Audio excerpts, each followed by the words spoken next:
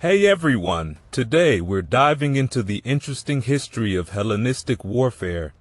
Picture this, Alexander the Great, the unstoppable conqueror, has just died in 323 BCE, leaving his massive empire without a clear leader. With no successor in sight, his top commanders divided the kingdom amongst themselves and spent the next 30 years locked in the Wars of the Diadochi, or the Wars of the Successors. Now, even though the Hellenistic age was a time when Greek culture, its language, art, and philosophy spread like wildfire across Asia, there weren't many breakthroughs in military tactics. Instead, it was an era dominated by kingdoms and their armies. The successors inherited a powerful military force, thanks to the reforms of Philip II of Macedon, Alexander's father. Philip II was a game-changer.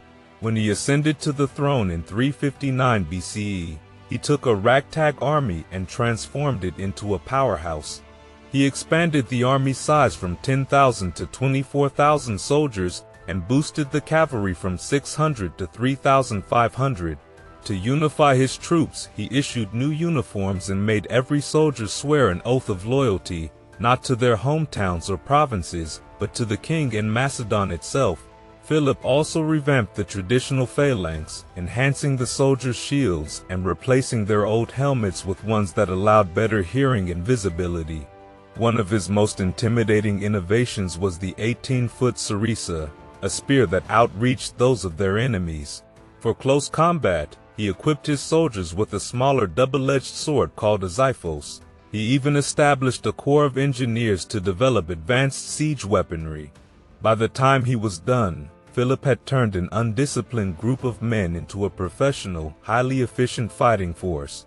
This wasn't just an army of citizen warriors, it was a formidable military machine that subdued the territories around Macedon and dominated most of Greece.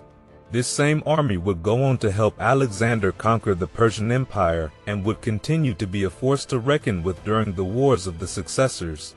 And now let's dive into the chaos that erupted after Alexander's death, the Wars of the Diadochi. The years following his demise were far from peaceful. Instead, it was a time of relentless conflict and fierce rivalries. Unlike the loyal Macedonian soldiers who fought for Philip and Alexander, the armies of the successors were primarily composed of mercenaries. These soldiers, many of whom were neither Greek nor Macedonian, had no real loyalty and often fought for whoever paid them the most. Take the commander Eumenes, for example.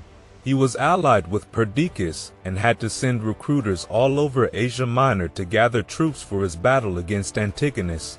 In 306 BCE, Ptolemy, who was in charge of Egypt, managed to bribe the army of Antigonus and his son Demetrius to switch sides.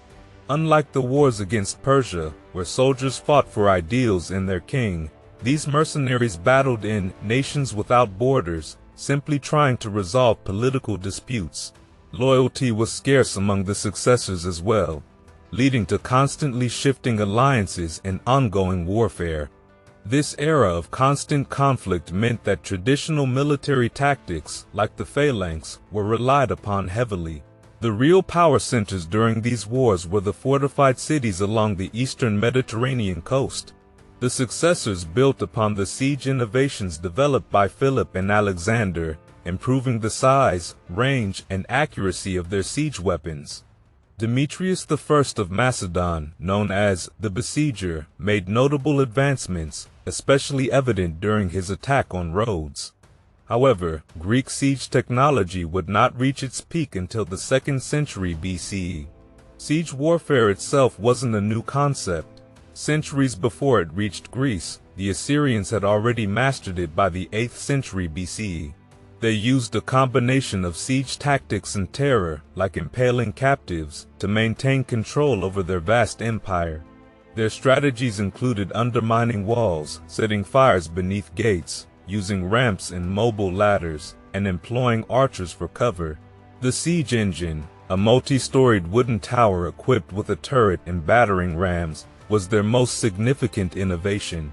Initially, Greek armies, which heavily relied on their hoplite infantry, struggled with siege tactics, but by the 4th century BCE, basic siege strategies began to take hold in Greece. During the Peloponnesian War, most Greek warfare was defensive, with cities like Athens successfully using their walls for protection. Offensive battles like Marathon and Thermopylae were exceptions rather than the rule. As the Greeks began to realize the importance of siege weapons, they developed towers on wheels, scaling ladders, rams, and tunneling techniques. Philip II's reforms turned the Macedonians into the dominant military force in Greece, enabling them to target the Persian Empire. His engineers created arrow-firing catapults and siege towers, and under Alexander, these siege techniques played a crucial role in his conquests. Victories at Halicarnassus, Tyre, and Gaza showcased Alexander's mastery of siege warfare. Under the successors, there were significant advancements as well. They adopted scythed chariots inspired by Persian tactics at Gaugamela and made use of Indian elephants, with leaders like Seleucus, Antigonus, and Eumenes incorporating them into their armies. And now let's talk about the Lamian War. After Alexander's death, it didn't take long for his successors to start quarreling among themselves, and war broke out almost immediately. In Greece, an Athenian named Leosthenes, upon hearing of the king's death, convinced his fellow Athenians and their Aetolian neighbors to rise up against Macedon. Regent Antipater responded swiftly, marking the beginning of the Lamian War. Antipater found himself besieged at Lamia until Craterus arrived with reinforcements. The war concluded with the death of Leosthenes in the subsequent battle at Cranon in 322 BCE. Meanwhile, in Egypt, tensions were rising between Perdiccas and Ptolemy. Perdiccas had possession of Alexander's body and intended to return it to Macedon for burial in a newly prepared tomb. However, Ptolemy intercepted the body and took it to Memphis, sparking Perdiccas's ire. Perdiccas demanded the body be returned, and, when Ptolemy refused, he declared war. After 3 failed attempts to invade Egypt, Perdiccas's own men rebelled and killed him in 321 BCE. Now, let's focus on the conflict between Antigonus I, Monophthalmus, and Eumenes, the region of Cappadocia and commander of Perdiccas's forces in Asia Minor. At the Treaty of Triparadisus in 321 BCE, where the divisions of the empire were reaffirmed, Antigonus was tasked with eliminating Eumenes, who had been condemned to death. With Perdiccas gone, Eumenes found himself without allies, but eventually joined forces with Polypheron and Olympias, Alexander's mother. In 317 BCE, Eumenes, leading the elite Silver Shields, faced Antigonus at the Battle of Peridocene. The Silver Shields, originally called the Shield Bearers, were a group of hypaspists created by Philip II. After their heroics at the Battle of Hydaspes, Alexander had their shields painted silver. Despite Eumenes inflicting greater casualties, Antigonus was technically considered the victor. After the battle, Eumenes wanted to return to the battlefield to camp and bury the dead, but his men refused to leave their baggage train. Antigonus seized the opportunity, camped there, and cremated his dead, claiming the prerogative of the victor. This infuriated Eumenes. The two clashed again at the Battle of Gabene, where Eumenes was ultimately defeated and betrayed by his own men. Antigonus allowed Eumenes to starve for 3 days before sending someone to assassinate him. Following this victory, Antigonus and his son controlled much of the territory from the Hindu Kush to the Aegean Sea.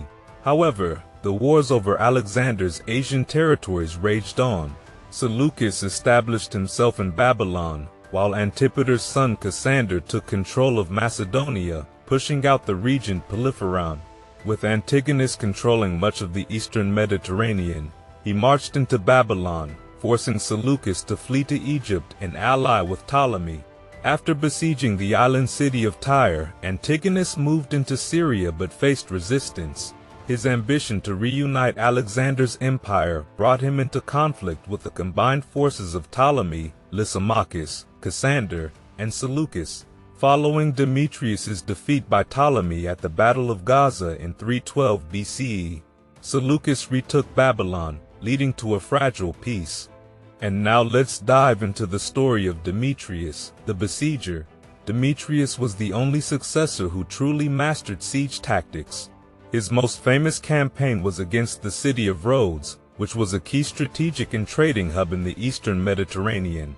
The siege lasted from 305 to 303 BCE and showcased Demetrius's impressive range of siege technologies. Demetrius brought a full arsenal to the attack: mining operations, artillery, the Hellepolis, scaling ladders, and rams. His campaign against Rhodes was part of a larger conflict with Ptolemy, who saw the city's strategic location and 5 harbors as crucial for trade. Demetrius initially tried to capture the city by sea, launching a night assault with triremes equipped with stone-throwing artillery and archers. However, the Rhodians managed to destroy one of his siege towers with fire and sink 2 of his ships.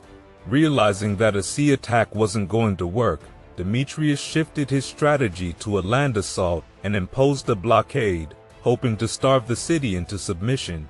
Ptolemy came to Rhodes's aid, supplying the city with provisions. Demetrius responded with a 114-foot tower, the Hellepolis, which required 200 men to operate. Although he managed to breach the outer wall, he was surprised to find that Rhodes had an inner wall. During a temporary truce, the Rhodians rebuilt the outer wall and added a moat. Demetrius made a second assault, but the city held firm. After 15 months of relentless siege, Demetrius was forced to abandon his campaign. The Rhodians used the salvaged metal from the siege towers to build the Colossus of Rhodes, one of the 7 wonders of the ancient world. Despite his impressive siege tactics, Demetrius faced setbacks. His defeat at Rhodes marked the peak of Hellenistic siege warfare.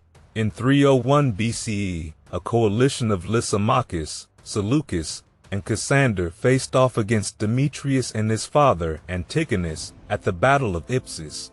The battle ended with Antigonus's death and marked a significant turning point. Lysimachus moved into Macedon and forced Demetrius out. Demetrius fled to Asia Minor, where he confronted Seleucus but was captured and died in captivity in 283 BCE. By 281 BCE, the old guard of the successors, Antigonus, Demetrius, Seleucus, Lysimachus, and Ptolemy, were all gone. Cassander executed Alexander's widow Roxanne, their son Alexander IV, and his mother. The wars were finally over, leaving behind 3 enduring dynasties that would eventually fall to Rome. In conclusion, war had always been a defining feature of Greek history. From Homer's tales of the siege of Troy to the battles of Philip and Alexander, warfare was a source of glory. However, the successors, fighting mainly for territorial gain with mercenaries, didn't advance beyond the strategies of Alexander. The true end for these successor kingdoms came with the rise of Rome. During the Macedonian Wars of the 2nd century BCE, the Roman legion proved far superior to the Greek phalanx. The inflexible Macedonian phalanx couldn't compete with the Romans' adaptability and efficiency. Rome's conquest of Greece, Asia Minor, Syria, Mesopotamia, and Egypt ultimately erased the legacy of Alexander's empire, bringing about the end of the Hellenistic Age.